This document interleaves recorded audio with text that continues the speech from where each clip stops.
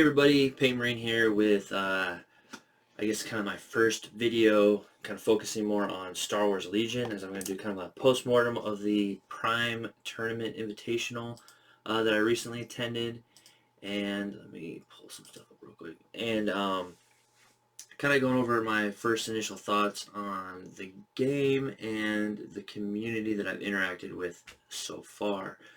And I guess some frustrations in that aspect or whatever, which you're always going to have kind of frustrations with various people within the communities, because you're always going to have like those, like that guy or that girl, whatever, that person.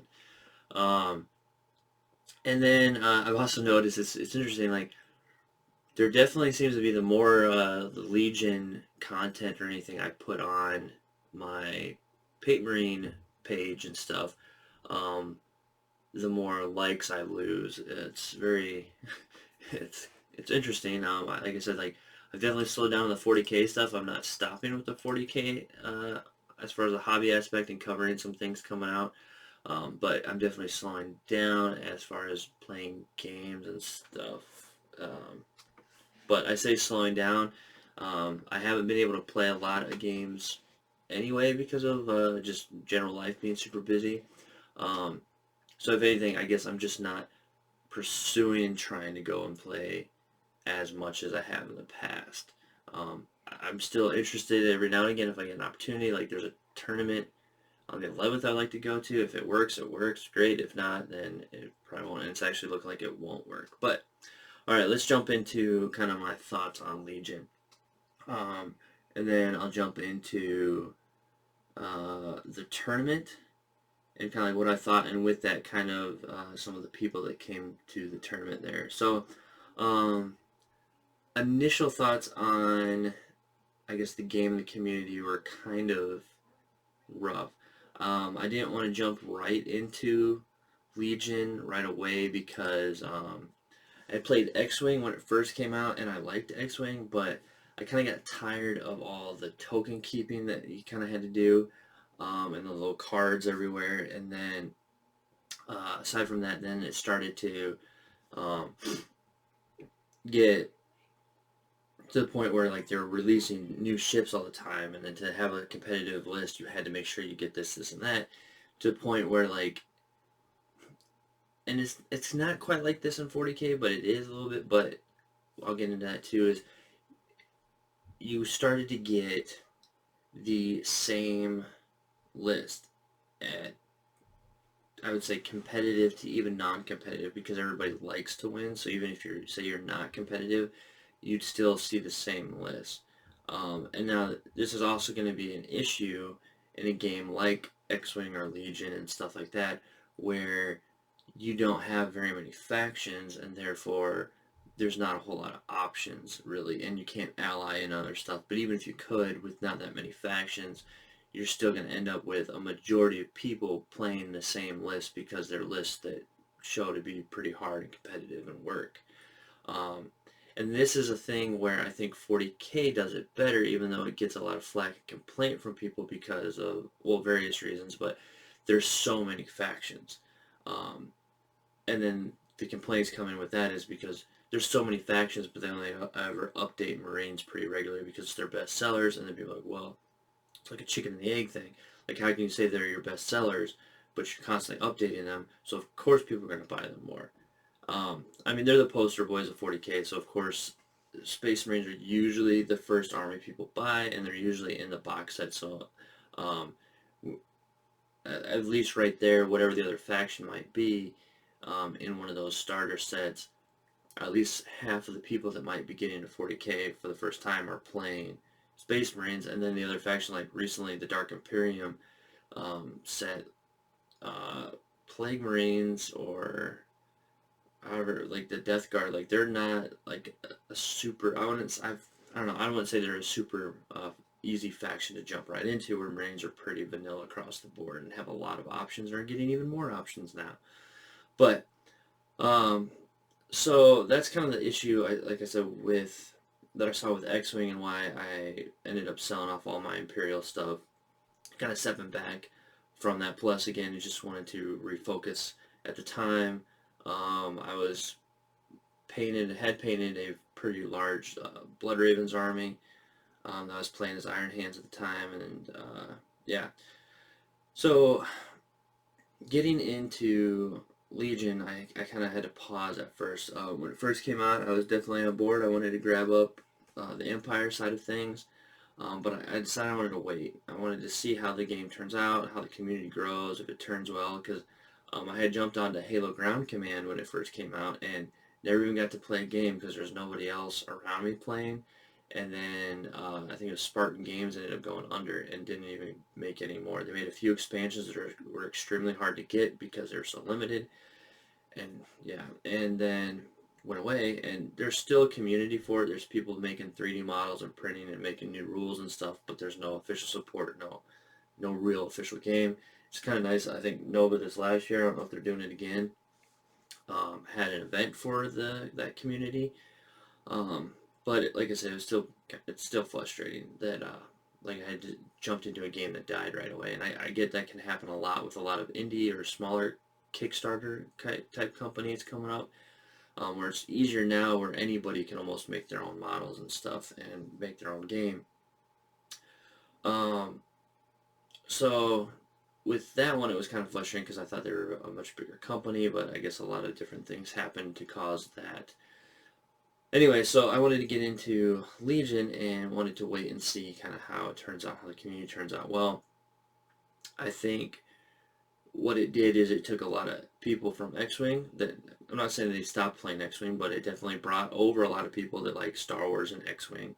And it also brought over a lot of other tabletop, Infinity, 40K, like all those people that love miniature, like the army, like ground army tabletop gaming, but also like Star Wars. So the community was definitely there to grow and become a thing. But then I still wanted to wait because I was like, well, there's only two factions, so I still want to see kind of how it goes. But then they recently just released the Clone Wars set, and um, I really love like the clones, and I'm a big fan of the Clone Wars animated series. Like that was really awesome. To point even before when they had like that Samurai Jack style short animated cartoons back in the day. Like I really loved those when those first came out. And anyway, so I was like, okay, I'm gonna do it. I'm gonna jump into it. Um, and so I did. And my, I guess, initial thoughts on the game are it works very similarly to X-Wing, so it wasn't too hard to grasp and get into.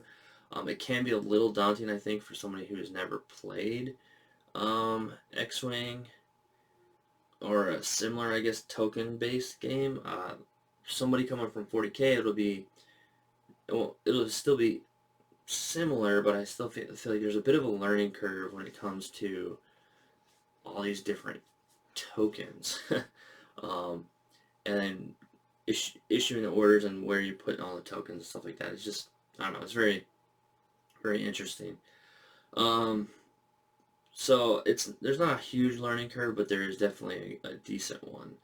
Um, and then I guess with my choice to go with clones, um, it's kind of good, both good and bad, because it's easier to start up now if you want to start, and you grab battle droids or clones, because there's nothing out for them really other than the core sets, and then you can get a few more units from the core sets, and I think they each have a commander that's not in the box set that's also available. So clones have Rex and droids have Dooku, and that's it. Other than that, you can only buy more boxes, like individual boxes of like Phase 1 Troopers, a BARC Speeder, or Battle Droids and Droidicas. Um, just stuff that comes in the box. Um, and there's supposed to be some expansions dropping in January and February, I believe. So there'll be some more stuff coming to the game, and it's gonna get a little bit more diverse for those two factions. But currently, they're not the most competitive, and you really have to, um, I guess, build a lot with your list that you have. And so, you really, like I said, you really have to kind of like build with what you have. Um, so, and I guess with that, I'll jump into. Well, Let me jump into the community side of things. My first reaction to the community. So before I bought anything, I started joining some Facebook groups and Legion groups and stuff like that to kind of get a feel, get some questions answered before I like got anything decided. Like, do I really want to jump into this? And of course, like anything, the community was kind of mixed. And as a new player, I felt is maybe more hostile. I actually was like, man, I thought the 40K community was bad, but screw this. um, there was quite a few people initially that were very, I don't know, just very abrasive in a weird way where it's like they knew, like, I was up front with, I'm a new player, I've never played, I'm trying to get into it, this is this, I have, some experience with X-Wing, and I played 40K and all that kind of stuff, and there just seemed to be like some weird hostility there. But I was like, okay, well, let me push forward. I really like Clone Wars and all that kind of stuff. So got this set, and on top of it, I got some Snowtrooper models because, as anybody knows about watching the channel or the page, I'm very much a hobbyist. Um, More so than I would say I'm a competitive gamer. I do like to win, of course, but I just can never get over the fact of playing a competitive list over one that is themed or fluffy, as they say. Um, and then I also like my armies to be uh, unique in their own way. Case in point, my homebrew chapter, the Star Commanders. So going with that, I decided, hey, I can get Snowtroopers with some minor modification. They can become Galactic Marines. If you're not familiar with Galactic Marines, you can look up Clone Wars Galactic Marines, and I can maybe get a picture up here. They look very similar to Snowtroopers, and I'll probably put a side by side. Except, like, I guess huge differences would be that they still have armor all the way around their arms, and then their helmet is, I guess, maybe an earlier version of Snowtrooper um, armor. And I have to look at the actual pictures from the thing, but at least model-wise, FFG has there's like a brim that goes around the helmet on the snowtroopers, and you take that off, and they look like spit image of a clone trooper Galactic Marine. The Galactic Marines were a part of the 21st, I believe it was. I still need to look that up.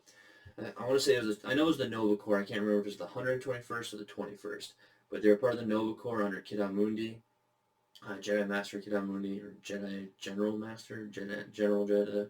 Anyway, under Kid-Mundi, and they're seen briefly in Episode 3, gunning him down after Order 66 with Commander Bakara.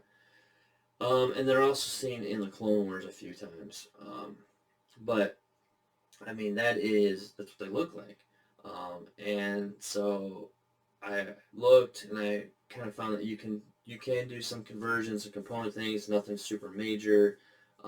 You always have to get things okay by the TO beforehand. So kind of normal stuff like with 40K, any conversions and stuff like that. For the most part, you just have to get okay. Now, I will say with 40K, a lot is different, as in conversions almost seem more welcome, because as long as you have like the base model, and then usually there's like a rule like only 25% can be third-party bids or something like that. And I think if you actually play at like Warhammer World or stuff like that, I don't think they allow any third-party bids. But they still allow you to convert, and as long as the model it doesn't become any smaller, you can pretty much go to how you want, and as long as it's like WYSIWYG and all that, you can convert to, like I said, however you want. Now, and as long as you don't just decide to be smaller or use a smaller base, you always have to use the base it's supplied with, or go bigger, or you have to have the same size model, or go bigger. And when I posted my first pictures of this conversion project for my Galactic Marines, I caught a lot of crap and a lot of, those aren't legal, you're not going to be able to play them competitively, so whatever, have fun not doing tournaments.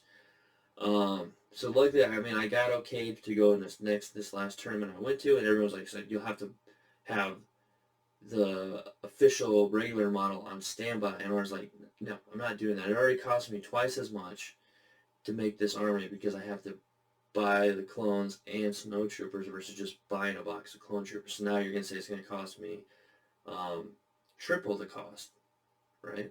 I think that's how math works. Anyway, because I don't have to so I'm gonna have to buy 2 boxes of clones and a box of snow troopers so I can field my 1 unit. That just took normally a $25 unit to $50 to $75.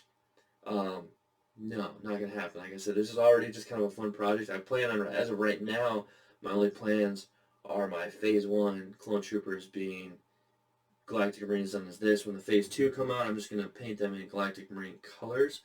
Um, but I'm not gonna convert them into snow troopers because then it can start to get way too confusing. I feel for people because as of right now, it looks like most of their weapons are exactly the same options. They just have different card options, which I'm going to get into here in a second. So aside from the base model looking different and which is basically just helmets are different, the weapons and everything else are the same, but the card options are different.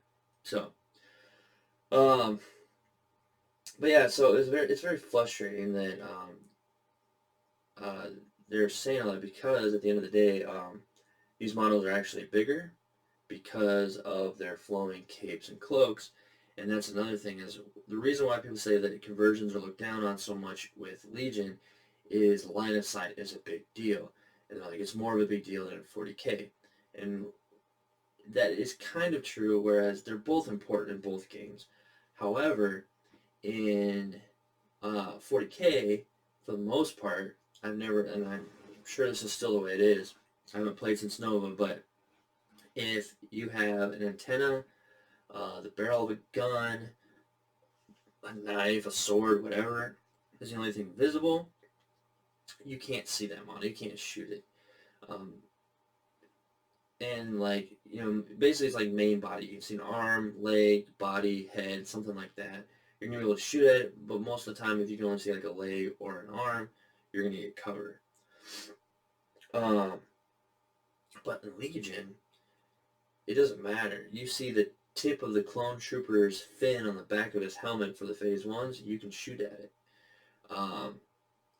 You see the tip of a weapon, you see the little tiny end of a cloak, you can shoot at that model. Yes, they're going to get cover, but you can still, for line of sight purposes, you can see any part of the model, therefore you can shoot at it. And so that's where they're saying like you can't do a drastic conversion that changes the model, and by drastic, essentially switching out the main body of the clones to have snowtrooper bodies is a drastic change because the main body of the model is completely different from a clone trooper. And like I said, I've taken pictures and I'll splice one in here of side by side comparisons of the sizes of them, and they're comparatively the same size because this is a same scale game, and they're, like I said, bulkier. They're bigger because of the cloaks and everything like that. Yes, they are missing the little fin at the top of their head, but other than that, I say that they have a bigger presence as far as the line of sight is concerned. And then also, with that, there's also a disadvantage also to this conversion, as in the snow troopers do not have a kneeling model. The clone troopers do, which is an interesting thing, and I haven't yet asked this question, but I feel like I already know the answer. But yeah, there's no kneeling model for the snow trooper. Now there is technically, and I have one right here. There is a kneeling model here that comes with the E-Web blaster, and I actually picked up the E-Web blaster for the sole purpose of trying to see if I could use this, and I ended up not using it because when I compared it next to the clone trooper kneeling, this guy's actually a decent amount shorter. For whatever reason, he's a little more hunkered down, I guess, than the clone trooper, and if you kind of look at the model here, I guess you could probably say it looks like he's kind of sitting back on his back foot. I don't have the clone trooper model with me right now, but the clone trooper model is more like sitting up on his knee. So it's like he just took a knee to aim, and this one's like kind of like sitting down back on its leg more, because it operates the power generator with the E-Web or something. Um, so I was like, you know what? I'm not even gonna attempt it. I've already caught a lot of flack for this conversion already, so I'm just not even gonna bother with that. I ended up using the gunner. I tried to use that for my for the Bark Spear pilot conversion, um, and it worked out fairly well because his legs were kind of spread to where it was like he was straddling a speeder bike or something like that because he was kind of like braced with the E-Web. Um, so I kind of used it for that, and then also I got it to see about using that model to see if it would be comparable. And like I said, I think it would have been caused too much hassle, so I just went without doing that. So, um, anyway, so caught a lot of flack for that, and it was very frustrating. Again, this is like new to this community, and already I feel like I've caught a bit of hostility from, um, like I said, when I initially was asking questions to now I want to convert my army the way I want it. There was definitely a lot of people in the community too that came in and were like, again, and you hear this everywhere. It's like it's your toy models, it's your toy soldiers. You do with what you want, whatever. But then they're still like, well, just know you probably won't be able to play in competitive things, and it's frustrating because like, you know, yes, it's kind of a drastic change, but at the same time, it's overall the same size and height of the model. It's not a 3D print model. It's all Fantasy Flight product. Um, so that was more the frustrating thing as to where like it's all Fantasy Flight product. It really does not drastically change the shape of the model. If anything, it makes it bulkier, and um, so there's no modeling for advantage there. And then it's themed, and like again, like I said, it's all Fantasy Flight products, so it's making them more money because I'm paying double to play the same army as others.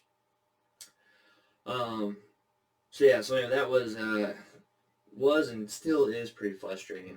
Whereas this recent tournament, there was an individual there, and I can't even remember his name. I think I do, but he was going on and on about my models and how I gotta get the other ones because I'm never gonna be able to play in other tournaments if I don't get the other ones, and um, just kept going on and on. And I say this individual was definitely that guy. He was talking to someone else while I was picking up after my first game, and he was just telling like this other person I think was either new or thinking about getting into the game. I'm pretty sure he was thinking about getting the game. Like I don't think he had done it yet because he had played a lot of 40K and seemed to be talking to this individual about a lot of similarities or questions he had with it compared to 40K. Um, so anyway, he was talking, and this guy asked him, like, what are you here for? And he was like, so this is an invitational tournament, so I guess whoever wins this gets an invitational to go to regionals. And he was like, well, I've already won my spot to the invitationals. Like, I already have my spot. I won it in Atlanta or St. Louis or somewhere. And then come find out this guy, he literally travels. He goes to LVO, Adepticon, the one in Atlanta. There's one in St. Louis, I guess. Nova. He goes to all the major ones in the States. And he had already won an invitational. And he said he literally said these words. So he goes, oh, yeah, so what are you doing here? He's like, oh, I'm just here to crush dreams. And that was kind of frustrating. Like, wow, I get it's an invitational tournament, and it's a competitive tournament.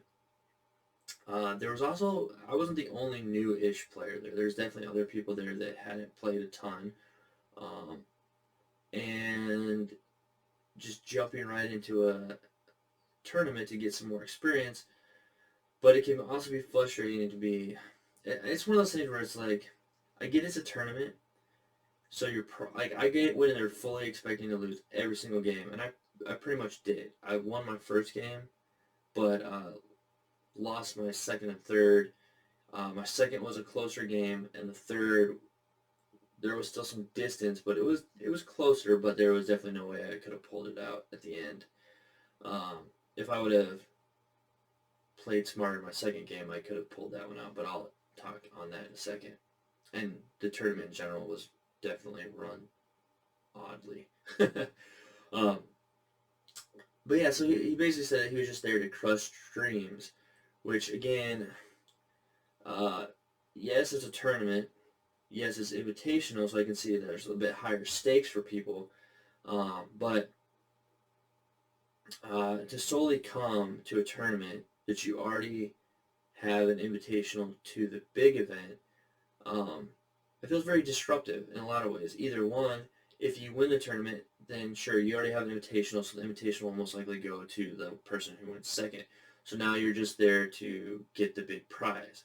Um, and I didn't stay till the full end to see like all the big prize support, but there was some significant prizes being given away. It looked like some pretty big packages and stuff.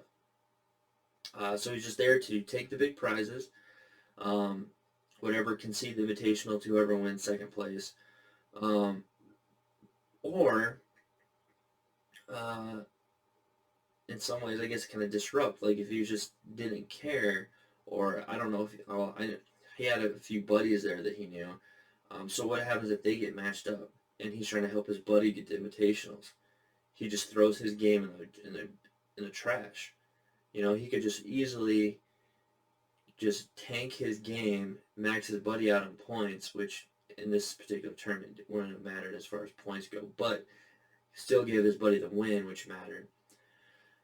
And yeah, it got his buddy one step closer. And also, if he gets paired up against somebody that's competition against his buddy or buddies that are trying to go to the invitational, then he can really put on this, really turn the screws on that person and beat them and take them out of contention for going to invitationals. So I really don't know what his motive was, but I can say for certain he wasn't there for any community building good reasons. Like I said, he literally said he's just there to crush dreams. So that was great. And then he decided to have all kinds of opinions about my army and how stupid basically I was for converting my army and how I would never, even if like somehow I won invitationals, there's no way that I would get to go with this army. So whatever. So there was that. Um, and so I guess I'll jump into the tournament and the community that was there. So overall, the community was pretty good. I only got to play 3 games. Um, but I don't know, the way it was kind of run was different. So instead of like you play a match, then based off of win-lose, brackets, people advance, whatever, and you find your next components, this TO decided to just do 3 rounds of random pairings. So right off the bat, you knew who your opponent was going to be each round and each table, um, which was good in some ways and bad in others. Because then from there he was going to go off of everyone's win-lose record, and then those would then continue to play that were in the top, I can't remember, the top 8 I think it was, would then play for the invitational spots in the next 2 rounds. The issue though with that is, like for example, for myself, well, I can't say for example myself because an example for myself actually went pretty much how. Well, no, it went. It didn't. Okay, so, so the issue being, you could get paired up against some really weak lists or weak players, and if you have a somewhat competitive list or good list or know what you're doing, you could roll them and get 3 easy wins, or you could get 3 super hard lists, or a mixture. Now, I would say I got an easy and 2 hard. The easy list was my first game, although it wasn't super easy. I just was able to kind of maneuver things and play the game well to get the win. Um, but and so that was good. So obviously the first round is really going to be super random because nobody has any wins or losses. So I won my first one, went up against my next list, and this is kind of again something I was pointing to or alluding to earlier, where when you only have so many factions, there's always like that list out there that is the best list. And right now that is this Krennic build. I keep seeing it everywhere. It's this he just dishes out tokens, and then you have short troopers with the mortars and death troopers and royal guard, and then you throw in some snipers.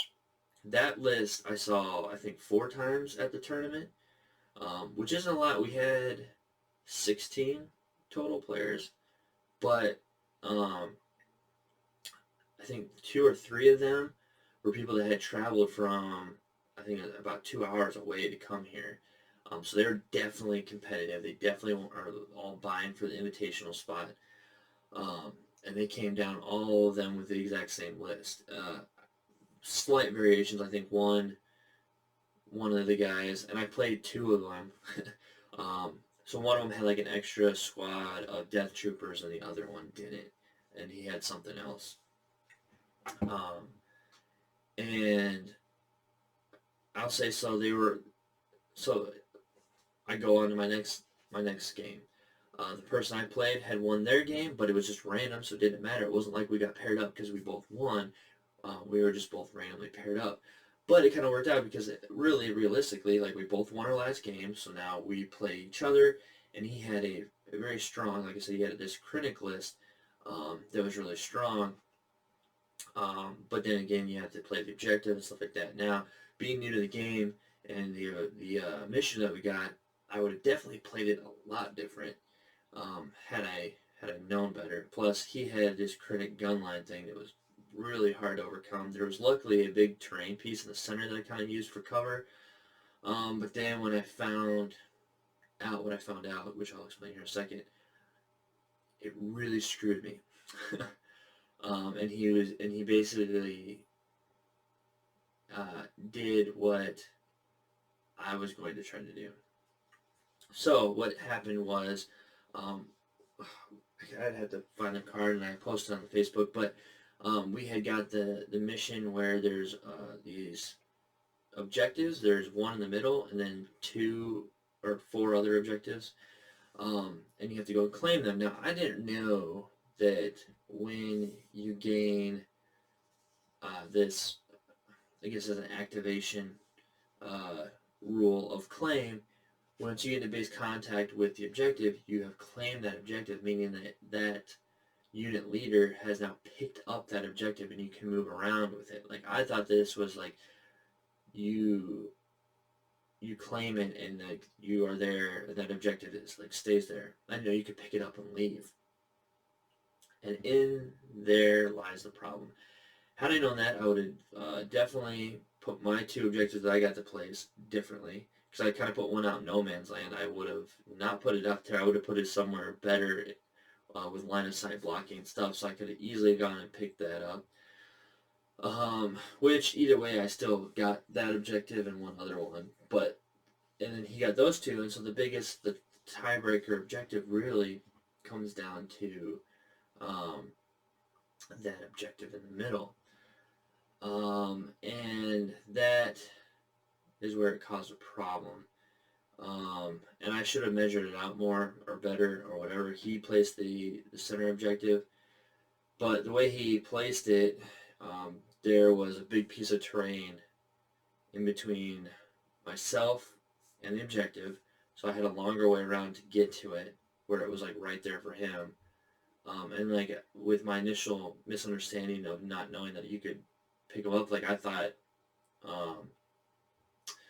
you had to be like on the objective and it couldn't move. So my strategy was I moved up and I was going to kind of hopefully wait for him to have to come to me and I could start gunning them down as they came around, or at the last second try to run my guys around and at least get in and try to grab that objective kind of in the last few turns of the game. Now the issue that happened with that, like I said, was the terrain was in the way, and then not realizing until I think like turn 2, so it wasn't too late in the game, but I think turn 2, when he picked up an objective, well, it's turn 1 he picked up an objective, and then turn 2 he moved back with it. I was like, oh wait, I didn't know you could do that. He's like, yeah, look. And so I looked at the claim roll. I was like, oh crap, it's an action and you pick it up. Um, so he did that, and uh, then he started rushing his Royal Guard up to grab the center objective, which Royal Guard, there's I think 4 models, but they're each like 2 wounds, and they have I think surge to block on their dice. That I mean, so they're on red dice, red defense dice, which are better. There's 2 types, white and red, for defense dice. The red dice are better, and if you get the surge symbol, they auto surge to a block. So they're like really resilient with 2 wounds even, and he was running them up to grab that, and I was like, crap. So I tried to come around to gun him down, but then he has his whole gun line just sitting there waiting to support these guys running up to get it. So there was like literally nothing I could do, and it was pretty frustrating. Um, um, yeah, so that was a little bit frustrating, but anyway, it was what it was. It was a good game. I really liked him. He was, like I said, he was one of them. There was one of them that was definitely there for the Invitational. It was a competitive player for sure, but he had good personality. He was a good guy, and it was a lot of fun playing him, even though I got squished. um, and then I went to my next game, where I should have played somebody else that had a loss, but instead I went up against somebody else who had won 2 in a row. Was a very competitive player. Came with the other guy that I had played. Had a very similar list, like I said, just one less Death Trooper unit, and had something else. I can't remember what. But personality-wise, was not the same. He was definitely, of the 3 people I played, was my least favorite. He was he was one of those definite players where the rules will always basically favor him. Like if he makes a mistake or whatever, he's not going to point it out or call it out. But any little mistake or issue that you have, he'll definitely call out, which is not bad, as far as like calling you out if you make a mistake. Because especially myself as a new player, it's, I definitely don't know the rules as well, so it's good to be called on mistakes I'm making so I can learn. But I also don't have the experience to know when to call him on his stuff. And there was like a few times after though, like he called me on a mistake, and again, glad that he did. And I was like, oh crap, I didn't even know that. I didn't realize that was a thing. And then he would like turn around and he made like the same thing, and I was like, hey, I thought you couldn't. And he was like, just kind of like looked at me, and then like went back or whatever. And I was like, so there could have been a lot of other things going on there. Regardless, it was a highly competitive list. Um, and this table had like no line of sight blocking terrain. So again, caused my guys to get gunned down trying to get to objectives, or they're getting suppressed, and so I couldn't even do any actions.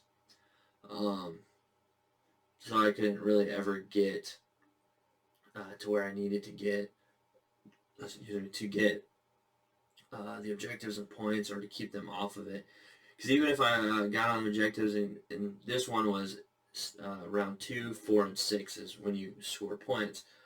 And if I got to the objective, and I got the objective a few times early, but there was no way I could hold out till the end, because the just the amount of units he had in the gun line. Like I said, right now there's not a lot out for clones, so it's kind of hard to have a lot of synergy and stuff like that within them. There is some good stuff, but it's just hard. And anyway, even if I was able to get on the objectives and score, for a couple rounds. Like his whole army was gonna just swing around anyway, and it did. It started swinging around and coming for me. So that was a bit frustrating, but I think um, I don't know. With all these games, it's pretty rough. And this is where like I like some 40K tournaments I've been to and events I've been to more than this. That being the missions or the rounds. Each round is already a set mission, so everybody playing round one is playing the same mission. Everybody playing round two is the same mission. Everybody in round three is the same mission, same objective, same deployments, all that. Um, and again, like this is where it goes into tournament narrative. Like at Nova, I love the narrative event there because the tables are gorgeous. They're not. There's no symmetry about them. They're very asymmetrical, very thematic, huge terrain, like great looking stuff, and really immerses you more. The tournament stuff gets boring as heck because the terrain is the exact same. You have like a hill in this corner, a hill in this corner, a building in this corner, a building in this corner, and like some sort of middle line of sight blocking terrain. Usually something like that, or maybe like two kind of in the middle. Like that's your terrain for a tournament in 40K usually. Something very similar to where, and every table is the same. The only thing that changes is each round the mission changes.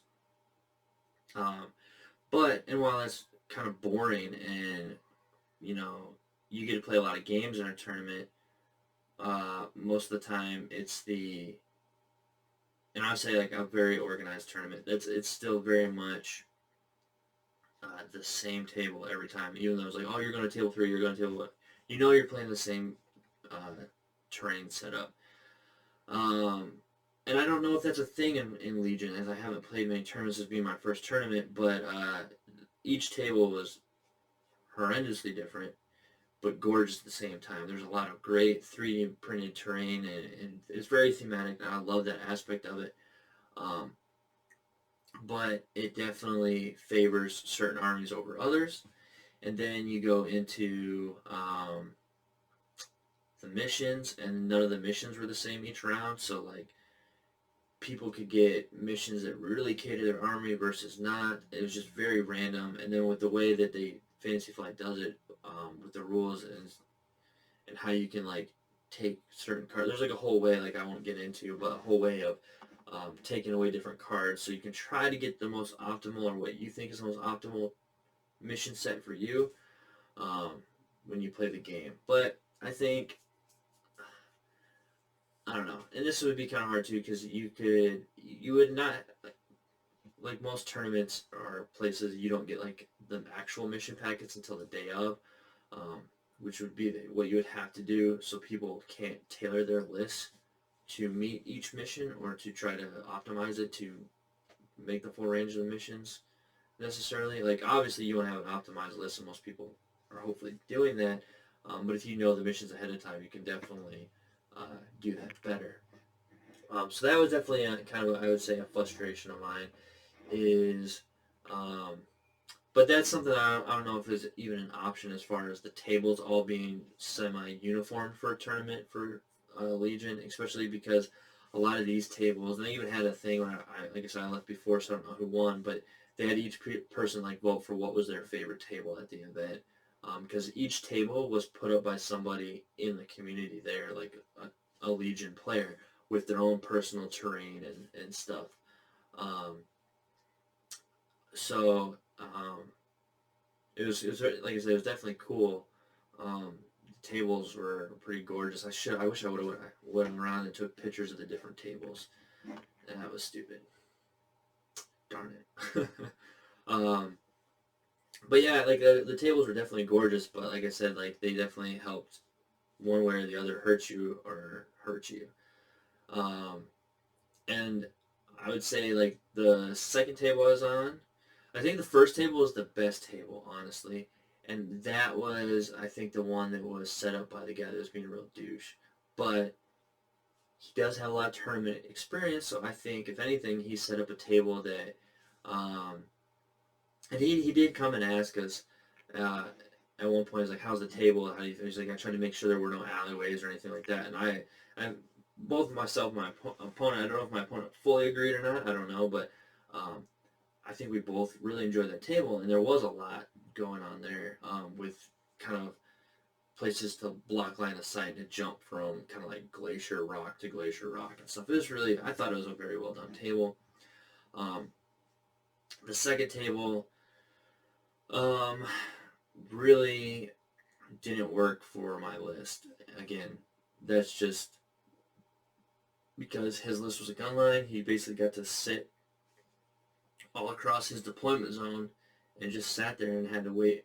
Like basically waited for me to come around the corner because I had to try to grab that objective, or um, he again just sat there while he sent his pretty resilient Royal Guard up to grab that to basically tie breaking objective from the center. So really worked in his favor there. And then the last table, which I was getting to, again really helps a gunline heavy list, which most of Legion is gunline anyway. There's not a lot of melee units in Legion, but um, there was like no terrain on this thing. It was like two U-wing models, a centerpiece, and then they had thrown some barricades here and there, but the barricades don't really provide a ton of line of sight. Well, they provide no line of sight blocking, and they provide some cover, but they were mostly along like the edges. So it was a big mess. Like I uh, really had no shot to win that one, no matter how I played it. Unfortunately, there was just way more guns on that side of the table than I had. Way more activations, way more tokens coming out. It was just crazy. Um, and I wanted to mind it, like I said, like going up against that list. I had already just played that list. I knew it was going to be a rough list, and then I saw the table we got put on. I was like, man, this is going to be rough. Then the mission we got and all that. Um, but I think the biggest factor of that game was my opponent. Had he not been, I don't know, like he was definitely the type like it felt like this is all he has. If he didn't, I'm curious. I kind of want to see who won the Invitational. Um, but yeah, I don't know. It was frustrating, but it was kind of sad. And I've played those in 40K a lot too, like where it seems like it's the individual you're playing, like they have to win at all costs. And this happened at Nova when we played in a team tournament. I was playing somebody that they definitely felt like they are super competitive to the point where if they don't win a game, it is crushing to their, I don't know, their ego, their self confidence, or what it is exactly. But you can just tell, like, I mean, he had to win. Like it just there was no option. Um, so I don't know. But then overall, like I said, like the TO, the event organizer, was really great guy. I think he did a pretty well job. But like I said, like I wasn't a big fan of like so. And this is I'll get more into this. So the random pairing was kind of okay, but like I said, like in my case, like I got paired up against two pretty strong lists where my third one would have put me against somebody else with the same record probably as myself.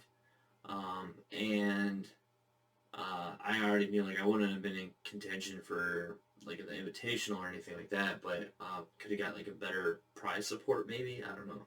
I'm not sure how that would have came out, but um, then on that though, like it's also weird because he wasn't so he didn't keep points. He didn't want to know like how many points did you score that, which I guess he really can't do because it really depends on what mission you get, how many points you could score in a match, and without them being uniform, there's no point in keeping points score.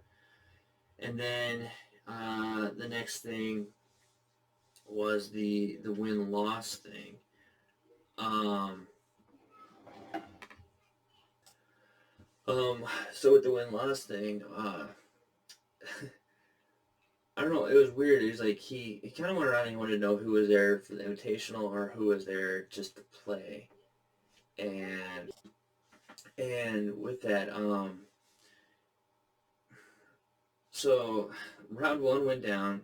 He went around and asked everybody who won. Then while we were playing round two, he came around and was like, I don't need to know who wins or loses. Anybody who wanted to go to the Invitational or to vie for a spot in the Invitational is in. So round three is going to be the elimination round.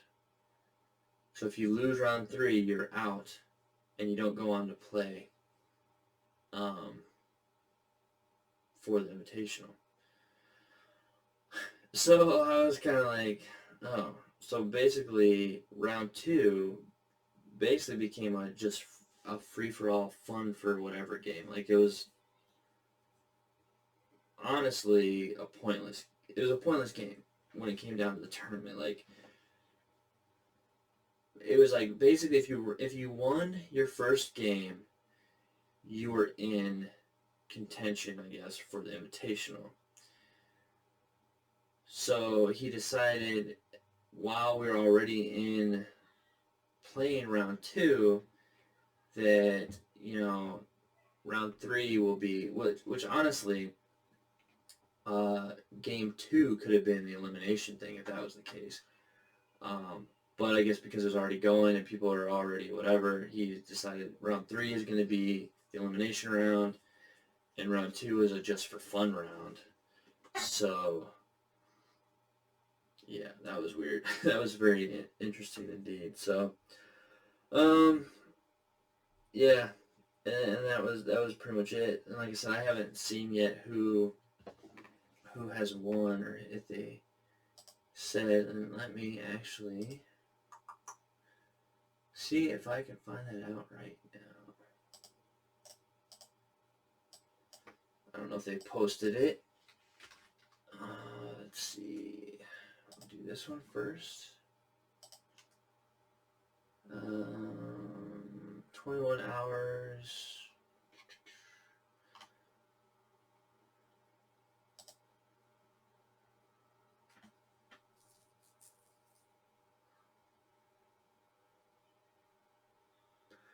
Okay, so they didn't post in that group. Let me check the actual location where the game was and see if they posted. Let's see.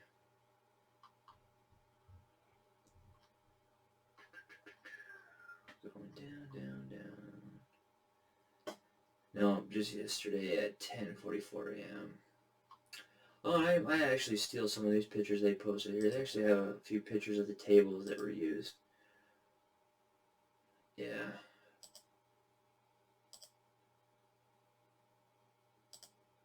So, I'm going to post this so people can see some of the tables that were played and everything. So yeah, I'm probably gonna steal some of their photos here. But yeah, I'm not sure who won, but I'm sure it was a Chronicalist. I just have a feeling. And if it was that one guy that was there to crush dreams, it's gonna be pretty upsetting because I'll be interested to see if second place is one of his buddies who then now gets the Invitational, and then he just won for the top prize. Anyway, so that's kind of my post-mortem. I still plan on playing more Legion. I'm looking forward to the clones getting more support and more stuff so they can be a more, I guess, competitive army. Like I said, I will never get away from the fluff theme playing. And I'm going to continue to go this route. And if it means I can't play tournaments because my army that is thematic to myself, then I guess so be it. I won't play in that tournament. I definitely am going to be trying to find out beforehand, and I absolutely better not run into a situation where I'm given the okay, I get there, and then like, no. It's one thing when it's kind of local, but it's another when you're traveling. If I have to travel and I get told no after I've already been told yes, granted they'll probably refund my money, but that doesn't refund the gas, food, everything else. So that could be a huge issue.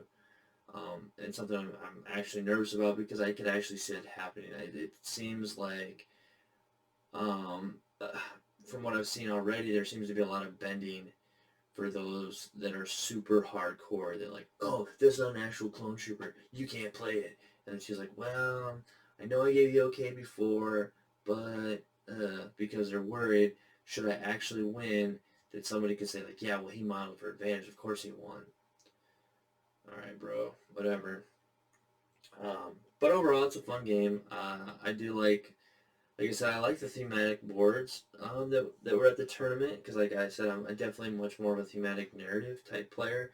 Um, but uh, those boards didn't really work, and not because of the different missions necessarily you got, but because it was a tournament setting, and therefore you're playing tournament lists, where a lot of those boards highly favor the Krennic gun line, really, when it comes down to it. It would have actually been very interesting to play that either one of those Krennic lists on that first board I played. I think it could have been very close and a lot different. Um, but and then with that too, with the narrative side of things, or with the boards, I think those boards have been a ton of fun to play against just people trying to play for fun um, and playing more, I guess, narratively. Not to say the Chronicle list isn't a narrative or thematic list, because most of it, like I said, are Death Troopers, Short Troopers. I mean, that's a very Rogue One thematic army. Throwing a few scouts and stuff like that. The Royal Guard don't really fit um, thematically, but I mean, overall, you could say it's a thematic army. But like I said, just a very strong list, and it's just annoying though to go to an event. But again, I understand it because it's a tournament and an invitational. You're going to see a lot of the same builds of the competitive list, um, and with like not as many factions as are on 40K. Like 40K, you're going to definitely see like the same list as well. But with so many factions, there's usually some form of competitive list for each faction, so people generally don't have to jump ship into whatever faction is competitive and play that list. There's so many different factions and so many different ways to make them competitive. I kind of feel, even though a lot of people complain about the amount of factions in 40K, in a lot of ways, I think that's helping. Um, but we'll see if they're going to be doing more factions. There's a lot of people wanting the Mandalorian faction. I've heard a Gungan faction, which, um, while I wouldn't pick them up, I still think would be cool to see and to play against. Um, their models and the animals and those little bomba things or whatever. I think it would be actually kind of a really cool, and then like have those transparent energy shield things. You could get a dome shield thing even maybe. There's a lot of kind of cool things you can do with the Gungan army, I think. But then, like I said, Mando army. Um, other people want to kind of like what are they called? Not like the bounty hunter faction, but X-wing has them. I can't even think of it now. They're kind of like bounty hunters and mercenaries and stuff like that. Like just a weird uh, group of, I can't think of the name of them now. But anyway, something kind of like that as well for Star Wars Legion. And I do think they need more factions. It's kind of hard to pick out what those other factions could be. I could definitely see for the Clone Wars era side of things. You could add in Gungans. And then adding in Mandalorians would work and stuff like that. Some people have been starting to ask they want to see Resistance and First Order, but then it's kind of like, well, then you're like, I mean, what's really the big difference between like Empire and First Order versus this thing? Now, if they wanted to do Empire and First Orders, kind of like Phase 1 and Phase 2 Clone Troopers, I could see that, but I feel like there's already a ton of stuff out for Empire anyway, and Rebels even. Um, but yeah, they could really kind of I don't know, kick it back a little bit. But I think we're going to see a lot more stuff coming out for Clone Wars anyway. Um, as things go forward, I think that'll be kind of the main focus right now, to kind of get them up to speed with the other two factions, while still trickling on other updates for the other factions. I think the main focus, at least for a little while, will be clones. Um, I really, and now this is something I don't know how relevant it was. I was talking with one of my opponents, and he apparently has a buddy that playtests for Fantasy Flight. And I just made mention, I didn't know this, that he had a buddy that playtests for them. I just mentioned how I really hope they come out with, well, I didn't even say I really hope, I just said I can't wait for Clone Commandos or something like that, or like their own actual ARC Troopers, but more so like a unit of 4 like Clone Commandos. I think that would be awesome, it'd be really cool. And he was like, yeah, my buddy said, he's like, my buddy is playtesting for Fantasy Flight, and he said that the droid commandos are so sick. I'm like, wait a minute, and I didn't like point out this, but I'm just like, oh snap. So if they've got droid commandos, and granted, if he's a playtester, then nothing's official, but I'm like, so, and maybe like I said, I'm new to the community and all this, so I don't know where the rumors come up, and maybe this is something that's been out there or is common knowledge that they're coming. But I was like, so there's droid commandos coming out, then it probably means clone commandos as well, which would be pretty sweet. I definitely, yeah, just the painting hobby aspects of it. I already have a cool idea for something I want to do with Clone Commandos if they're officially going to be coming out with Clone Commandos, which I hope they do. I think it'd be a pretty awesome unit. Again, I have a really good idea. I hope it works. I hope they're coming out, and then we'll just have to stay tuned for that. So this has been a long video, like I said, an hour long. Hopefully people enjoy it, get something out of it. I'd like to hear your opinion, your thoughts, because I'm still going to continue on. So yeah, plan on continuing going forward. Just sticking with the clones, keeping with my theme, and just like I said, pushing forward with that. And hopefully over time, just getting better versed in the rules and stuff will make the games go a little bit better. So like I said, I can call people when need be on any accidental mistakes that they might make, even though they seem way more versed in the game than myself. So yeah, I don't know. We'll just see going forward. But that's where I am with that. So again, like I said, hopefully you've stuck with the video. If you have, great. Thank you.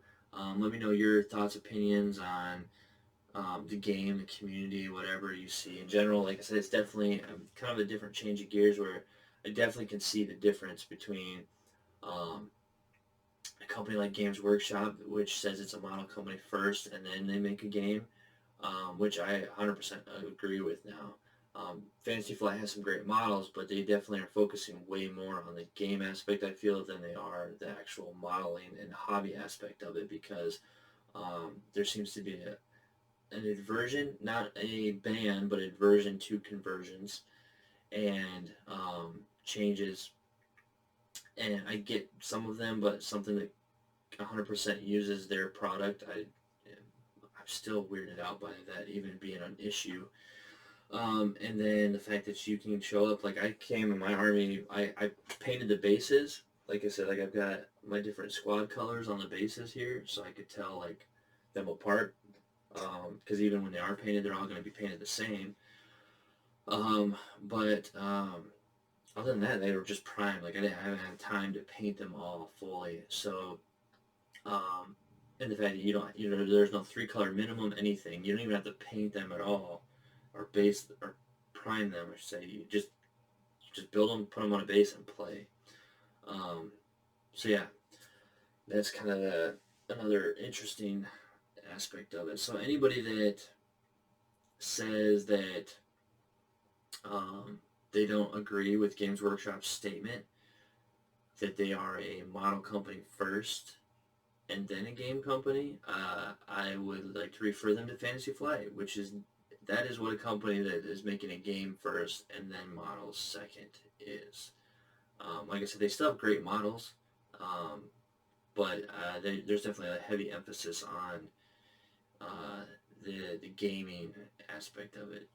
So I know there could still be argument for Games Workshop saying that, well, they're always releasing books and rules and stuff like that, but I mean, that's, to be fair, that's just their way of reselling us the same thing we've already bought a million times over. So, all right. With all that said, please check out the Facebook page. Throw a like on there if you haven't. Please hit the subscribe button here, and it greatly help out. My goal last year was to hit 500 subs. I did not make that goal. Well, really, my ultimate goal is to hit at least 1,000 plus. But as of right now, leaps then bounds, right? Or bounds then leaps.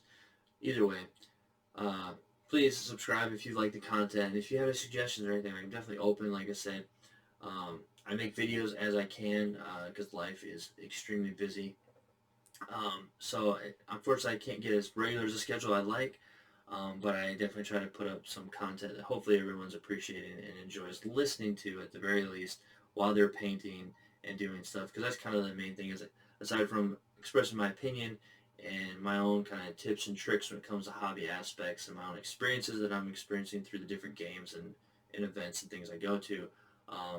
Also just kind of giving something for people to enjoy while they're painting, because I know a lot of times it can be pretty tedious just painting in silence, or you put on a show where it can maybe kind of start to distract your attention or something like that. So I find podcasts, audio books, stuff like that help. Music can help too if you like music.